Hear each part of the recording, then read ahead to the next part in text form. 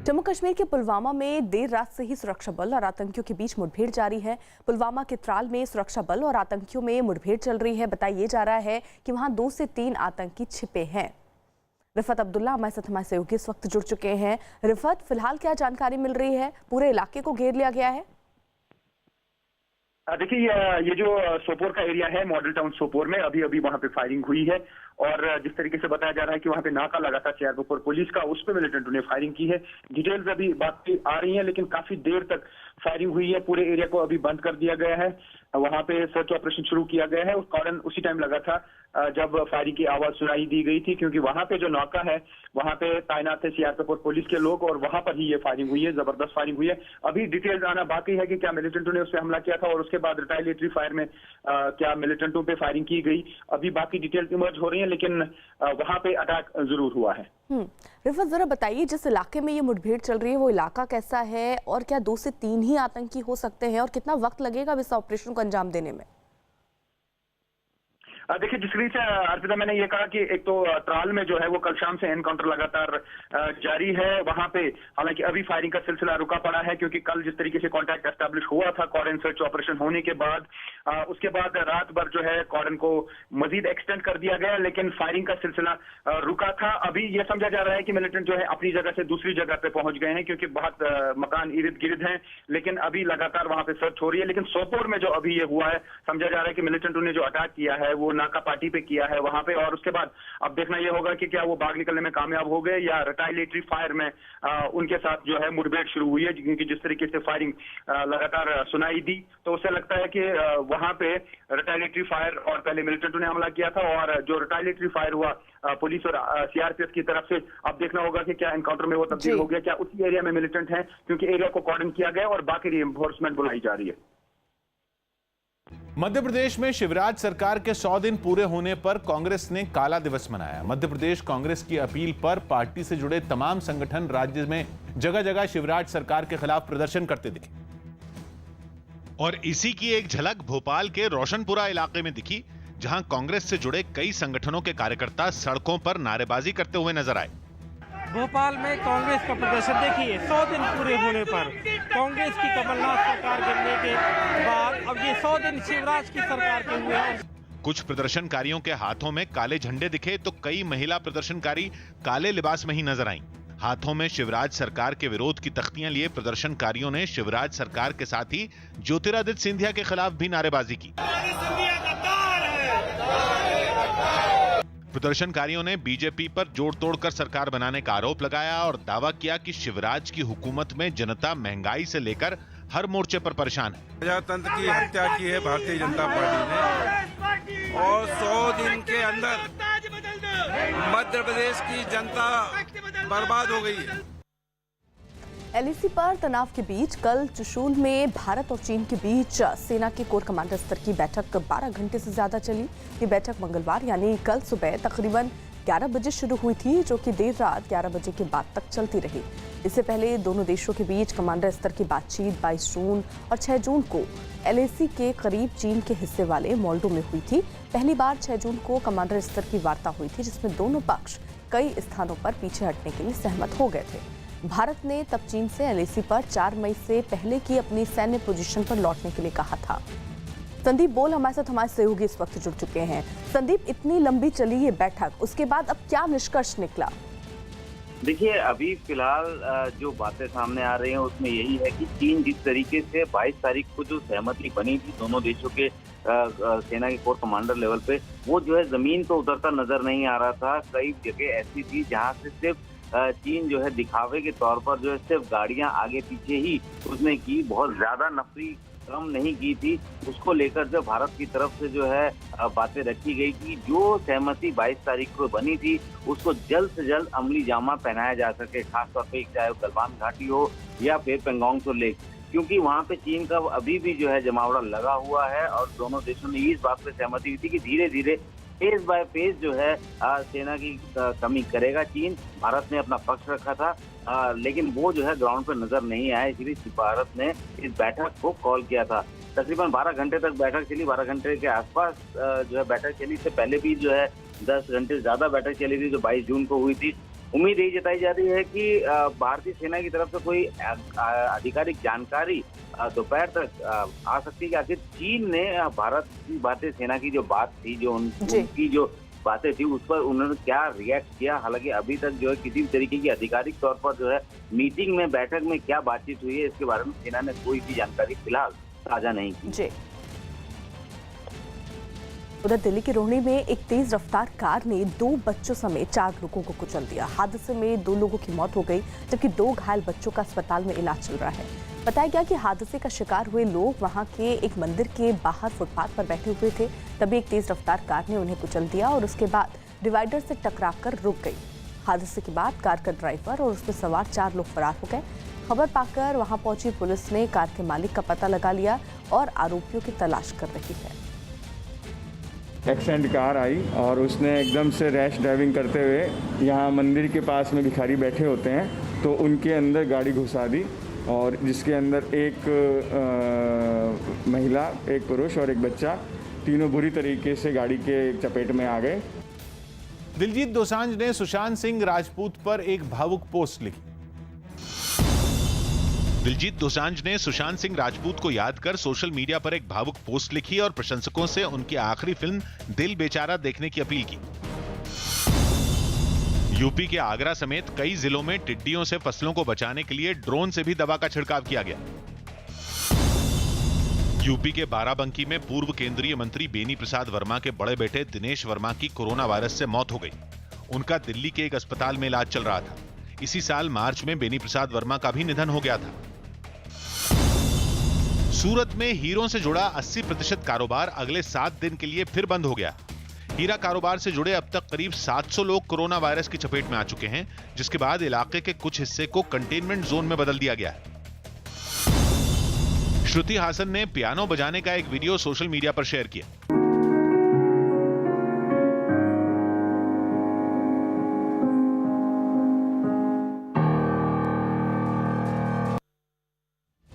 कांग्रेस के पूर्व अध्यक्ष राहुल गांधी ने महंगाई और चीन से सीमा विवाद के मुद्दे पर एक बार फिर प्रधानमंत्री नरेंद्र मोदी पर निशाना साधा। पूरा देश जानता है कि चाइना ने हिंदुस्तान की पवित्र जमीन छीनी है। हम सब जानते हैं कि चाइना लद्दाख में 4 जगह अंदर बैठा हुआ है। नरेंद्र मोदी जी, आप देश को बताइए, चाइना की फौज को आप हिंदुस्तान से कब निकालेंगे और कैसे? मेवाड़ राजघराने में 37 साल से चल रहे संपत्ति विवाद पर उदयपुर की कोर्ट ने फैसला सुना दिया। इस फैसले से अरविंद सिंह मेवाड़ को झटका लगा। कोर्ट ने मेवाड़ राजघराने की संपत्ति को 4 बराबर हिस्सों में बांटने का आदेश दिया और दिवंगत महाराणा भगवंत सिंह मेवाड़, बड़े बेटे महेंद्र सिंह, छोटे बेटे अरविंद सिंह के साथ ही बेटी योगेश्वरी कुमारी को एक हिस्सा देने का आदेश दिया। यही नहीं, कोर्ट से इन सबको शंभू निवास महल में भी 4-4 साल तक बारी बारी से रहने का हक मिला। अभी इस महल में अरविंद सिंह रहते हैं। महेंद्र सिंह ने 1983 में संपत्ति के बंटवारे के पिता के फैसले को कोर्ट में चुनौती दी। हालांकि इस मुकदमे का फैसला आने से पहले ही भगवंत सिंह की मौत हो गई। भगवंत सिंह ने मौत से पहले ही अरविंद सिंह को उत्तराधिकारी घोषित कर दिया था। उत्तर प्रदेश के गोंडा में एक महिला दुकान के अंदर चोरी करती दिखाई दी। दुकान के अंदर हुई चोरी की ये घटना वहां लगे सीसीटीवी कैमरे में रिकॉर्ड हो गई, जिसमें दिखा कि दुकान के अंदर खड़ी महिला के हाथ में एक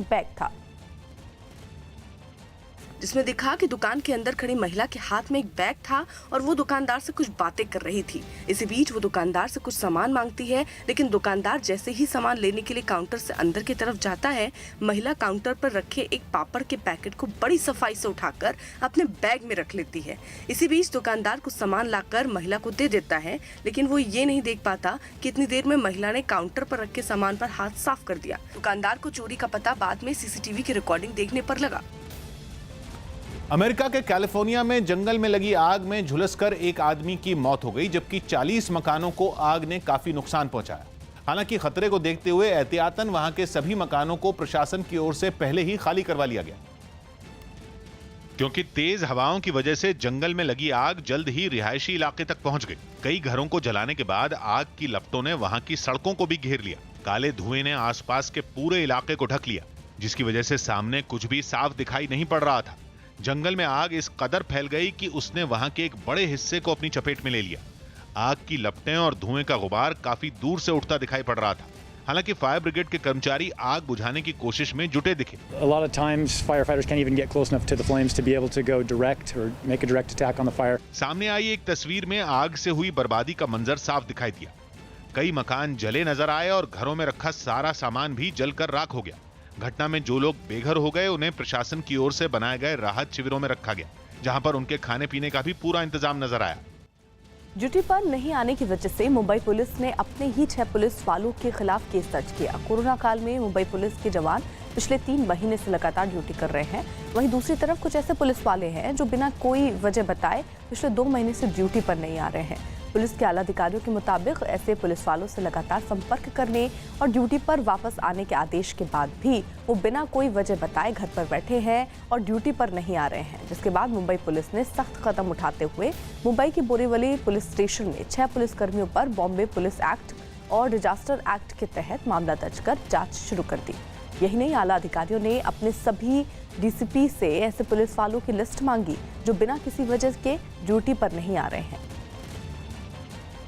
लॉकडाउन की वजह से मुंबई पुलिस के ऊपर काफ़ी ज़्यादा दबाव है। यही वजह है कि मुंबई पुलिस के तमाम जो कांस्टेबल और अधिकारी हैं सड़कों पे हैं और लॉ एंड ऑर्डर मेंटेन करने की पूरी कोशिश कर रहे हैं, लेकिन इनमें से कुछ ऐसे पुलिस वाले और पुलिसकर्मी हैं जो अपनी ड्यूटी को ठीक से पूरी तरह नहीं कर पा रहे हैं। अब बार बार जो मुंबई पुलिस के आला अधिकारी हैं उन्हें बार बार ड्यूटी पर बुलाने की कोशिश भी कर रहे हैं, उसके बावजूद भी वो ड्यूटी पर पिछले 1.5-2 महीने से नहीं आ रहे हैं। यही वजह है कि मुंबई के अब जो पुलिस हेडक्वार्टर है वहाँ के आला अधिकारियों ने आदेश जारी करते हुए साफ तौर पे कहा है कि जो पुलिसकर्मी ठीक हैं और ड्यूटी पे नहीं आ रहे हैं और एक बिल्कुल जो रीजनेबल जो रीज़न है उसको नहीं बता पा रहे हैं कि वो ड्यूटी पे क्यों नहीं आ रहे हैं, उसके बाद मुंबई पुलिस हेडक्वार्टर ने अपने सभी एडिशनल सीपी और डीसीपी जोन को आदेश दिए हैं कि उन पुलिस वालों के खिलाफ कड़ी से कड़ी कार्रवाई की जाए जो बिना वजह घर में बैठे हुए हैं और ड्यूटी पर नहीं आ रहे हैं। यही वजह है कि इस सिलसिले में जो पहला मामला दर्ज किया गया है वो मुंबई के बोरीवली पुलिस स्टेशन में दर्ज किया गया है और वहाँ के जो 6 पुलिसकर्मी हैं उनके खिलाफ मामला दर्ज किया गया है। डिजास्टर एक्ट और बॉम्बे पुलिस एक्ट के तहत 6 पुलिस वालों के खिलाफ मामला दर्ज किया गया है। दिल्ली में अक्षरधाम मंदिर के पास खेल गांव में कोरोना वायरस के मरीजों के लिए 600 बिस्तरों का एक आइसोलेशन सेंटर बनाया जा रहा है। 2010 में कॉमनवेल्थ खेल कराने के लिए खेल गांव स्पोर्ट्स कॉम्प्लेक्स बनाया गया था, लेकिन तेजी से बढ़ते कोरोना वायरस के मरीजों के इलाज के लिए दिल्ली सरकार ने खेल गांव को आइसोलेशन सेंटर में बदलने का फैसला किया। खेल गांव में जल्द से जल्द सेंटर खोलने के लिए काम जोरों पर नजर आया। कॉम्प्लेक्स के बैडमिंटन हॉल में पार्टीशन करके अलग अलग वार्ड बने दिखे, जिनके अंदर एक दूसरे से कुछ फीट की दूरी पर कई बेड लगे नजर आए। यहाँ पर उन मरीजों को रखा जाएगा जिन्हें माइल्ड सिम्टम्स हैं या सिम्टम्स कम हैं और जिनको आइसोलेट करना होता है, वो घर पे होम आइसोलेट नहीं हो सकते हैं, उनके पास जगह नहीं है। बताया गया कि आइसोलेशन सेंटर में मरीजों की सुविधाओं का पूरा ध्यान रखा जाएगा। हर बिस्तर के साथ एक घंटी लगाई जाएगी ताकि जरूरत के वक्त मरीज उसे बजाकर स्टाफ से संपर्क कर सके। साथ ही आइसोलेशन सेंटर में महिलाओं और पुरुषों के लिए वार्ड भी अलग अलग होंगे। कोरोना के बढ़ते खतरे को देखते हुए अमेरिका के राष्ट्रपति डोनाल्ड ट्रंप ने एक बार फिर चीन पर गहरी नाराजगी जाहिर की। डोनाल्ड ट्रंप ने कहा कि कोरोना की महामारी पूरी दुनिया में फैली हुई है, जिससे अमेरिका को भी जबरदस्त नुकसान उठाना पड़ा। डोनाल्ड ट्रंप ने कहा कि वो चीन से बेहद ज्यादा गुस्से में है। लोग इसे देख सकते हैं लेकिन मैं इसे महसूस कर सकता हूँ। चीन पर नाराजगी जताते हुए अमेरिका के राष्ट्रपति डोनाल्ड ट्रंप ने एक ट्वीट किया जिसमें उन्होंने लिखा कि जैसा कि मैंने देखा है कि ये महामारी पूरी दुनिया में फैली हुई है, जिससे अमेरिका को भी जबरदस्त नुकसान उठाना पड़ा। मैं चीन से बेहद ज्यादा गुस्से में हूँ।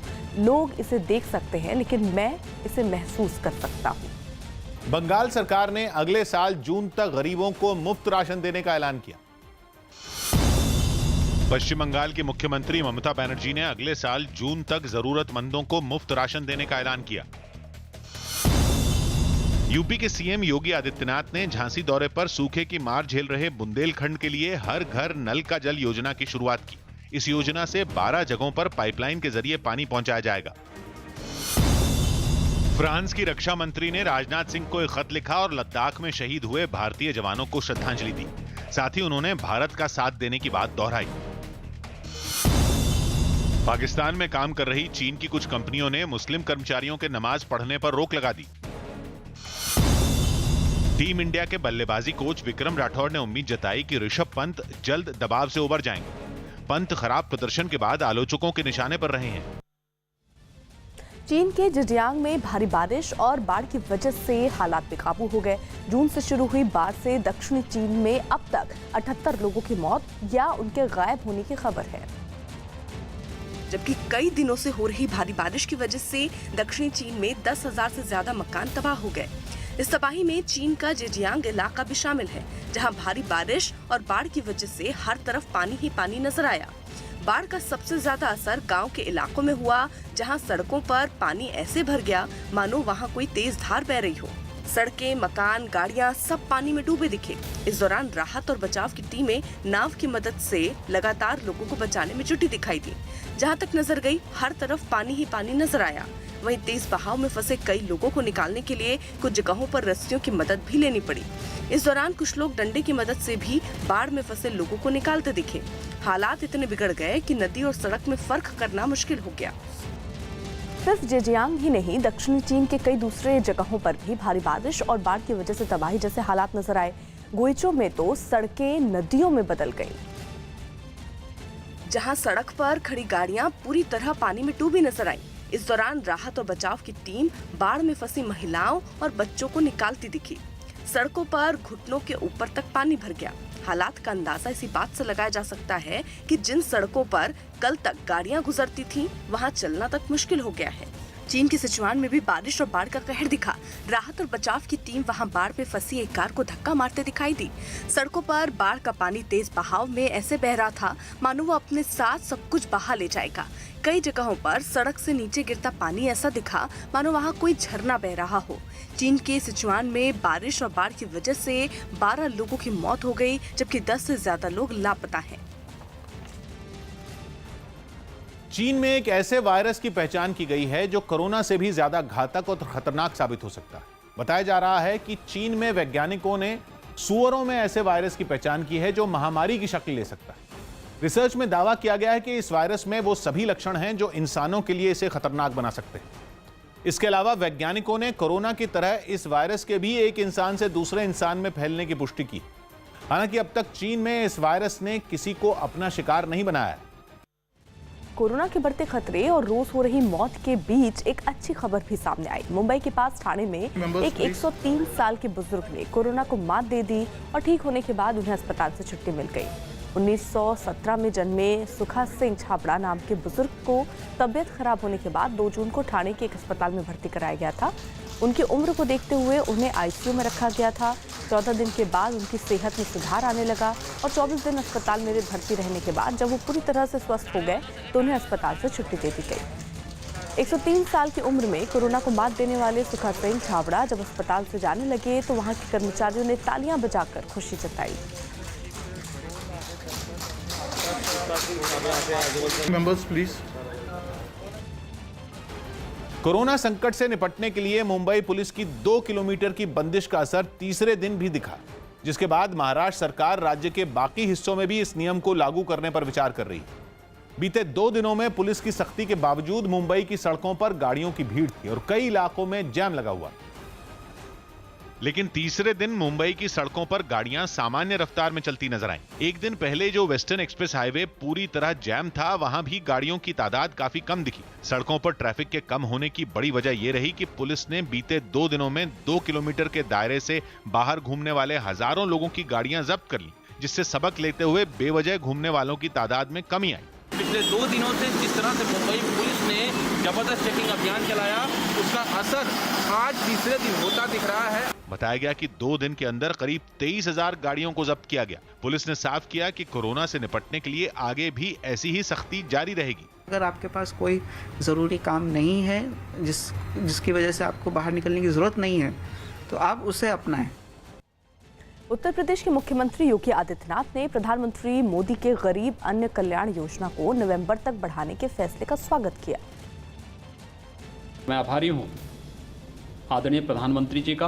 5 किलो चावल या 5 किलो गेहूं, 1 किलो दाल, मुफ्त में राशन की यह व्यवस्था उन्होंने पर्व और त्योहारों को ध्यान में रख कर के और आने वाले समय में आम जन की सुविधा को ध्यान में रख कर के इसे बढ़ाया है। पंजाब के नौजवानों को राज्य सरकार की तरफ से मिलने वाले स्मार्टफोन के लिए और इंतजार करना पड़ेगा। ऐसा इसलिए क्योंकि मुख्यमंत्री कैप्टन अमरिंदर सिंह ने नौजवानों को स्मार्टफोन देने के इस वादे के साथ चीन के बहिष्कार का मुद्दा जोड़ दिया। खबर है कि राज्य सरकार ने एक भारतीय मोबाइल कंपनी को स्मार्टफोन का ऑर्डर दिया, लेकिन मोबाइल फोन लेने का फैसला कंपनी में चीन की हिस्सेदारी जांचने के बाद लिया जाएगा और अगर चीन से कंपनी का संबंध पाया गया तो मोबाइल फोन का ऑर्डर रद्द किया जा सकता है। मतलब यह कि नौजवानों को स्मार्टफोन मिलने में अभी और वक्त लग सकता है। विधानसभा चुनाव के वक्त कांग्रेस ने सरकार बनने पर नौजवानों को स्मार्टफोन देने का वादा किया था। इंडियन कंपनी है जिन्होंने ਅਸੀਂ ਆਰਡਰ ਦਿੱਤਾ ਹੋਇਆ ਹੈ, ਉਹਦੇ ਵਿੱਚੋਂ 50,000 ਉਹਨਾਂ ਨੇ ਕਿਹਾ ਕਿ ਤਿਆਰ ਪਿਆ ਹੈ ਔਰ 50,000 ਜੁਲਾਈ ਦੇਣਾ ਚਾਹੁੰਦੇ ਨੇ। ਨਾਓ ਅਸੀਂ ਉਹਨਾਂ ਨੂੰ ਚੈੱਕ ਕਰਾਂਗੇ ਕਿ ਵਾਟ ਇਜ਼ ਚਾਈਨਾਜ਼ ਇਨਵੋਲਵਮੈਂਟ, ਫਿਰ ਹੀ ਅਸੀਂ ਇਹਦੇ 'ਚ ਫੈਸਲਾ ਕਰਾਂਗੇ। आज अनलॉक 2 शुरू हो गया है। केंद्र सरकार ने सोमवार रात ही अनलॉक 2 के लिए दिशा निर्देश जारी कर दिए थे, जो आज से लागू कर दिए गए। अनलॉक 2 के लिए जारी दिशा निर्देश के मुताबिक स्कूल, कॉलेज और कोचिंग संस्थान 31 जुलाई तक बंद रहेंगे। उसके बाद राज्य के साथ चर्चा के बाद ही इन्हें खोलने का फैसला लिया जाएगा। अंतर्राष्ट्रीय उड़ानों पर भी अभी रोक जारी है। हालांकि वंदे भारत अभियान के तहत अंतर्राष्ट्रीय उड़ानों को छूट दी गई है। नई गाइडलाइंस के मुताबिक रात के 10 बजे से सुबह के 5 बजे तक कर्फ्यू रहेगा। इस दौरान लोगों की आवाजाही पर रोक है, लेकिन जरूरी सेवाओं को छूट दी गई है।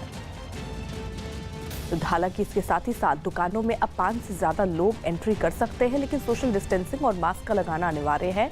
नाइट शिफ्ट वालों को कर्फ्यू में छूट दी गई है और इसी के साथ साथ 15 जुलाई से सरकारी ट्रेनिंग इंस्टीट्यूट जो हैं वो भी खोल दिए जाएंगे। रात के कर्फ्यू में 1 घंटे की छूट की बात भी अनलॉक 2 में कही गई है। स्कूल, कॉलेज 31 जुलाई तक लेकिन बंद रहेंगे। सरकार ने अनलॉक 2 के लिए जारी किए दिशा निर्देश में ये कहा कि रात 10 बजे से सुबह 5 बजे तक कर्फ्यू रहेगा। स्कूल और कोचिंग संस्थान 31 जुलाई तक बंद रहेंगे। अंतर्राष्ट्रीय उड़ानों पर रोक जारी रहेगी। कंटेनमेंट जोन में पहले की तरह सख्ती जारी रहेगी। सिनेमा हॉल, जिम पर अनलॉक 2 में भी रोक जारी रहेगी। कल से लागू होंगे अनलॉक 2 के ये, आज आपको बता दें, आज से ये दिशा निर्देश जारी होंगे। पंजाब में अनलॉक 2 के लिए अलग से कुछ गाइडलाइंस जारी की गई हैं। पंजाब में स्कूल और कॉलेज 31 जुलाई तक बंद रहेंगे। साथ ही यहाँ बाजार या दुकानें 31 जुलाई तक रात 8 बजे तक ही खुलेंगी। वहीं होटल और रेस्टोरेंट को रात 9 बजे तक खोलने की छूट है। पंजाब में रात 10 बजे से सुबह 5 बजे तक कर्फ्यू रहेगा।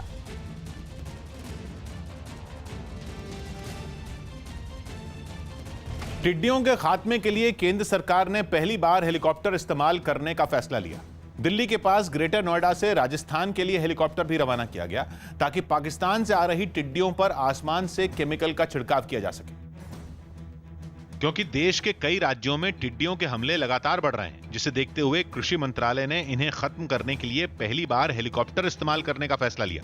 खुद केंद्रीय कृषि मंत्री नरेंद्र सिंह तोमर ने दिल्ली के पास ग्रेटर नोएडा से राजस्थान के बाड़मेर के लिए एक हेलीकॉप्टर को हरी झंडी दिखाकर रवाना किया ताकि पाकिस्तान से लाखों की संख्या में आ रही टिड्डियों पर दवा का छिड़काव कर उन्हें खत्म किया जा सके। इतिहास में पहली बार हमारे यहाँ इसका हेलीकॉप्टर का उपयोग टिड्डी प्रकोप के नियंत्रण के लिए किया जा रहा है। यह हेलीकॉप्टर न सिर्फ बाड़मेर में बल्कि उन इलाकों में भी केमिकल का छिड़काव करेगा जहां टिड्डियों का आतंक ज्यादा है। अमेरिका के विस्कॉन्सिन शहर में एक भालू के मुंह में फंसे प्लास्टिक के डिब्बे को निकालने का वीडियो वायरल हो गया। वहां झील में एक पति पत्नी अपने बच्चे के साथ घूमने गए थे और इसी दौरान नाव से जाते समय उन्होंने भालू को झील में तैरते देखा, जिसके मुंह में एक प्लास्टिक का डिब्बा फंसा हुआ था। इस दौरान भालू को सांस लेने में काफ़ी मुश्किल हो रही थी। भालू को मुश्किल में देखकर आदमी ने भालू के मुंह से डिब्बा निकालने की कोशिश की, लेकिन इससे भालू डर गया और पहली कोशिश कामयाब नहीं हो पाई। इसके बाद आदमी ने दोबारा कोशिश की और इस बार वो भालू के मुंह से डिब्बा निकालने में कामयाब हो गया। इसके बाद भालू झील को पार करता हुआ जंगल में चला गया। भारत सरकार ने जिन 59 चीनी ऐप पर बैन लगाया, उन सभी के विकल्प लोगों के इस्तेमाल के लिए मौजूद हैं। बैन किए गए चीनी ऐप में टिकटॉक सबसे ज्यादा लोकप्रिय था और उसका इस्तेमाल करने वाले छोटे छोटे वीडियो बनाकर लोगों के साथ शेयर करते थे। लेकिन टिकटॉक जैसी सभी खूबियां शेयर चैट और चिंगारी नाम के 2 भारतीय ऐप में भी हैं, जिनमें लोग अपने वीडियो बनाकर शेयर कर सकते हैं। इसी तरह बैन किए गए जेंडर और शेयर इट ऐप की जगह ड्रॉप बॉक्स और गूगल ड्राइव का इस्तेमाल किया जा सकता है। कैम स्कैनर ऐप का भी बहुत लोग इस्तेमाल करते थे, लेकिन इसकी जगह माइक्रोसॉफ्ट ऑफिस लेंस और गूगल ड्राइव का इस्तेमाल दस्तावेजों को स्कैन करने के लिए किया जा सकता है। इन सभी चीनी ऐप को सुरक्षा के लिए खतरा बताते हुए बैन किया गया। According to the Chinese government law, पूरा डेटा अगर चाइनीज मतलब कम्युनिस्ट पार्टी अगर चाहे तो they can see any data which is originating in Chinese companies are taking. Gujarat में राजकोट के एक गांव पर बिजली गिरने का एक वीडियो सामने आया और इस घटना में एक किसान गंभीर रूप से घायल हो गया। बताया जा रहा है कि जब वहां बिजली गिरी तो किसान अपने खेतों में काम कर रहा था। गांव में बिजली गिरने का एक वीडियो भी सामने आया। बिहार और उत्तर प्रदेश के कई जिलों में बिजली गिरने की वजह से 100 से ज्यादा लोगों की मौत हो गई थी।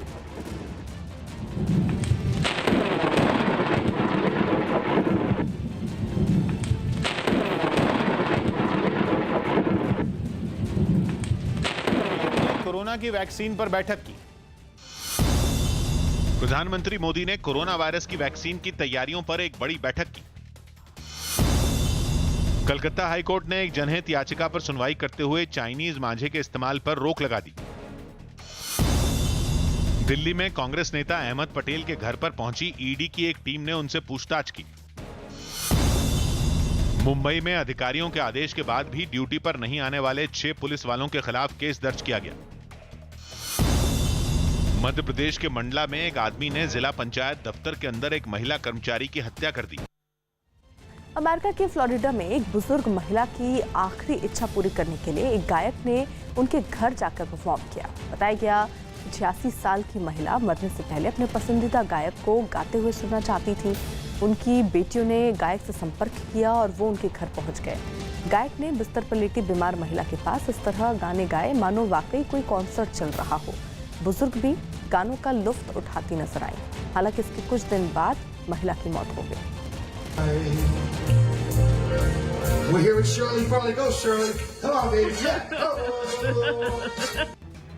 बांग्लादेश की राजधानी ढाका में एक नाव के बुड़ीगंगा नदी में पलटने से 28 लोगों की मौत हो गई, जबकि कई लोग लापता बताए गए। हादसा 2 नावों के आपस में टकराने की वजह से हुआ, जिसके तुरंत बाद नदी में बचाव अभियान शुरू किया गया। राहत बचाव दल के लोग पानी में कूदकर वहां डूबे लोगों की तलाश करते दिखाई दिए। हादसे का शिकार हुए लोगों को खोजने के लिए गोताखोरों की भी मदद ली गई, जिसके बाद नदी से कई लोगों के शव निकाले गए। मरने वालों में कई बच्चों के होने का भी अंदेशा जताया गया। घटना वाली जगह पर पूरा माहौल गमगीन दिखाई दिया। हादसे में अपनों की जान गंवा चुके लोग वहां पर रोते बिलखते हुए नजर आए।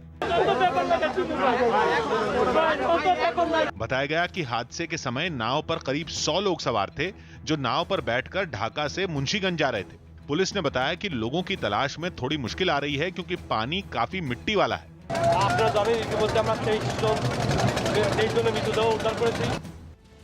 पाकिस्तान के पायलट्स के फर्जी लाइसेंस मामले में अब यूएई ने भी सख्त रुख अपना लिया है। संयुक्त अरब अमीरात ने एक मामले में पाकिस्तान सरकार को एक चिट्ठी लिखकर जानकारी मांगी। चिट्ठी में यूएई ने ऐसे पायलट्स के लाइसेंस की जांच की मांग की है जिन्हें पाकिस्तान की तरफ से जारी लाइसेंस के आधार पर यूएई में लाइसेंस दिया गया है। चिट्ठी में फर्जी और संदिग्ध मामलों के बीच फर्क बताने को कहा गया। इससे पहले European union air safety agency ने भी पाकिस्तान की उड़ानों पर 6 महीने का बैन लगा दिया था, यानी अगले 6 महीने तक पाकिस्तान का कोई भी विमान यूरोपीय देशों में नहीं जा सकता। हरियाणा के सोनीपत के पास गोहाना में दुकान के मालिकाना हक को लेकर 2 परिवारों के बीच हिंसक झड़प हो गई, जिसमें दोनों तरफ के 9 लोग घायल हो गए, जिन्हें अस्पताल में भर्ती कराना पड़ा। हालांकि इस मामले की पुलिस ने जांच शुरू कर दी, लेकिन झगड़े की जो तस्वीर सामने आई उसे देखकर पुलिस के भी होश उड़ गए। वीडियो में कुछ लोग दिन दहाड़े एक दूसरे पर तलवार और लाठियों से हमला करते दिखे। सरेआम तलवार और लाठियों के हमले से डरकर मौके पर मौजूद कुछ लोग जान बचाकर भागते नजर आए। लेकिन इस झगड़े में एक शख्स को तब तक पीटा गया जब तक कि वो सड़क पर गिर नहीं गया। इसके बाद तो दोनों परिवार के लोग एक दूसरे को दौड़ा दौड़ा कर मारते पीटते दिखे, जिससे वहां चीख पुकार मच गई। हैरान करने वाली बात यह भी रही कि मेन रोड पर हिंसक झड़प देख कई आने जाने वाले खड़े हो गए, तो कुछ लोग उसकी चपेट में आने से डरकर भागते नजर आए। बीजेपी ने इमरजेंसी के बहाने कांग्रेस पर एक बार फिर हमला बोला। बीजेपी नेता राम माधव ने इंदिरा गांधी का नाम लिए बिना उन्हें इमरजेंसी के लिए जिम्मेदार ठहराया और साथ ही उन्हें तानाशाह बताया। राम माधव ने यह भी दावा किया कि जब तक देश में बीजेपी है, लोकतंत्र को कोई खतरा नहीं है। आजादी का आनंद इसलिए ले पा रहे हैं क्योंकि हमने लड़ा था उसके लिए। आपने इस देश को तानाशाही में ढकेला, हमने उसके खिलाफ लड़ा, इसलिए हमको आजादी, स्वातंत्र्य, लोकतंत्र, इसका महत्व हमको मालूम है। मित्रों, आज जब ये बात उठती है कि फिर से इमरजेंसी आएगा क्या, मैं ढंके के चोट पर कहता हूं, जब तक हम हैं कभी नहीं आएगा। चीन ने